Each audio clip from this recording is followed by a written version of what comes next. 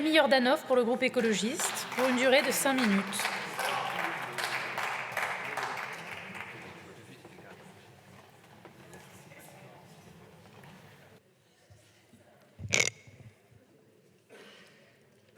Madame la Présidente, Monsieur le rapporteur, chers collègues.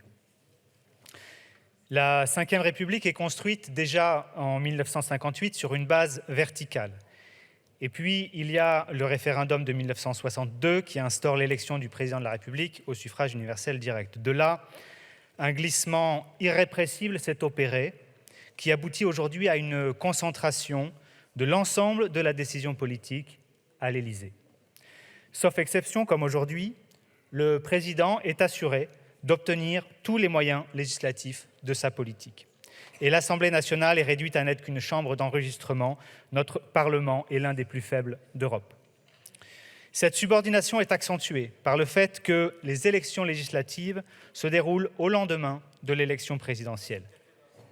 Il serait salutaire, à minima, de disjoindre ces deux moments.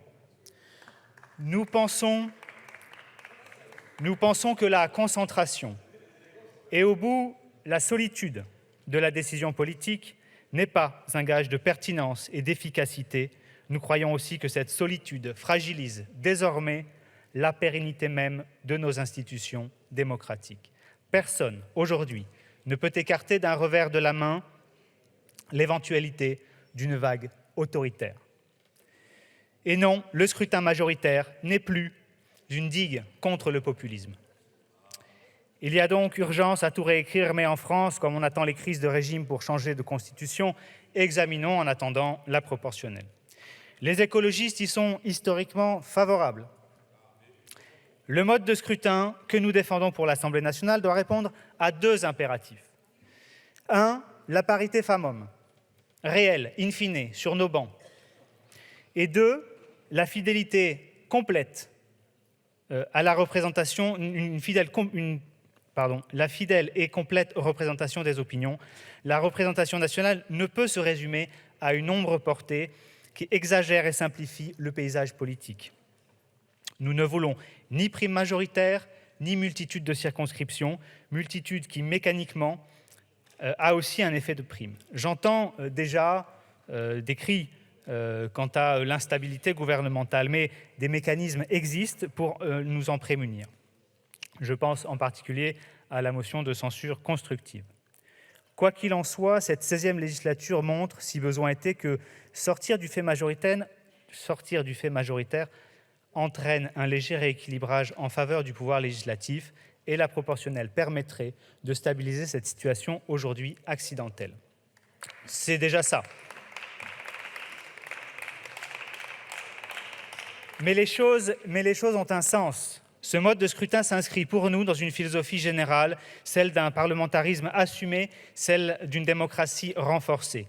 Il s'agit d'organiser l'ensemble du débat politique dans l'enceinte de nos institutions, mais pas seulement. Il s'agit aussi de considérer que le pouvoir législatif est un contrepoids salutaire au pouvoir exécutif, d'affirmer la nécessité de l'indépendance du pouvoir judiciaire et de reconnaître comme supérieur l'état de droit et la garantie des libertés publiques. Au regard du soutien affiché par le Rassemblement national aux régimes illibéraux d'un Trump, d'un Bolsonaro, d'un Orban, quand ce n'est pas d'un Poutine, au regard de vos attaques répétées contre l'état de droit, de votre défiance à l'égard des libertés publiques, de votre mépris de l'indépendance de la presse, on ne peut qu'être pris d'un doute sur la sincérité et la cohérence de votre démarche.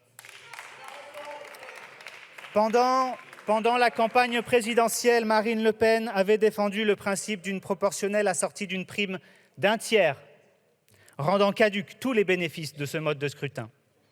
Madame Le Pen n'a pas signé votre texte.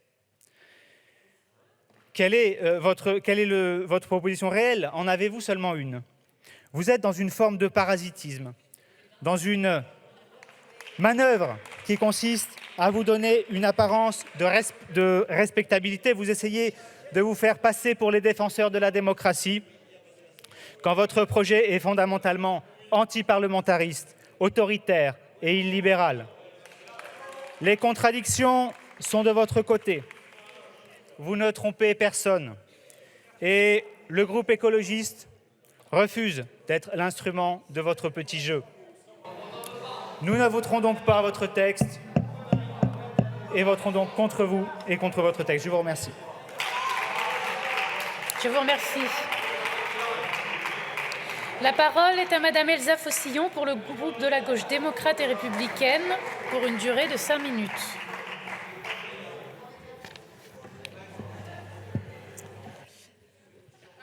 Madame la Présidente, Madame la Ministre, chers collègues, pour le dire très directement, au groupe GDR, on ne fabrique pas la démocratie avec celles et ceux qui veulent en éteindre les lumières.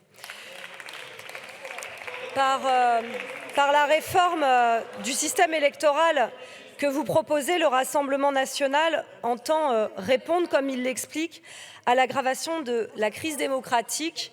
Pour nous, il en est un symptôme. En reprenant quasiment à l'identique les propositions de loi du groupe MoDem et de la France insoumise examinées sous la précédente mandature, vous poursuivez vos pratiques manœuvrières et, disons-le,